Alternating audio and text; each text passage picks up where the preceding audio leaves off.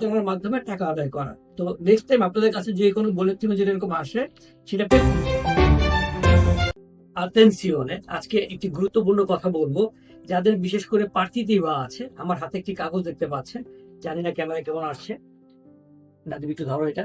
ওকে, যেটা বলছিলাম, আমার হাতে যে কাগজটি দেখতে পাচ্ছেন এটি সাধারণত আপনি যখন কোনো একটি প্রার্থী দেব ওপেন করেন, তারপর দেখবেন যে আপনার বাসায় এরকম একটি চিঠি চলে এসেছে যেখানে একটি পেমেন্টের কথা বলা হচ্ছে।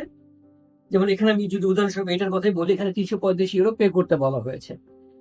তো দেখেন, যিনি নতুন প্রার্থী দেব খুলেছেন তার মাথায় আসলে জিনিসটা থাকে যে আমি যেহেতু একটি প্রার্থী দেব খুলে এসেছি, সুতরাং আমার বোধহয় ওই প্রার্থীতে ইভা রিলেটেড কোন একটা পেমেন্ট এসেছে যেটা আমাকে পে করতে হবে। তো অনেকে আমরা পুরো ব্যাপারটা না পড়ে বা ভালো কাউকে না জিজ্ঞেস করে এই পেমেন্টটা করে ফেলি।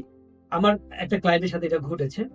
কিন্তু আপনারা যদি একটু ভালো মতো পড়তেন জিনিসটা, তাহলে দেখবেন এখানে আসলে লেখা আছে ইসক্রিপশনে বারোমেজি, অর্থাৎ এটি একটি কোম্পানির publicità, অর্থাৎ তারা অফার করছে যদি আপনি তাদের কাছে ইসক্রিপশনে করেন তখন এই পেমেন্টটা করতে হবে। তো যেহেতু আপনি অলরেডি একটি পার্টিতে ইভা খুলে ফেলেছেন, সুতরাং আপনার আসলে অন্য কোথাও ইসক্রিপশনের কোনো প্রয়োজনই নাই।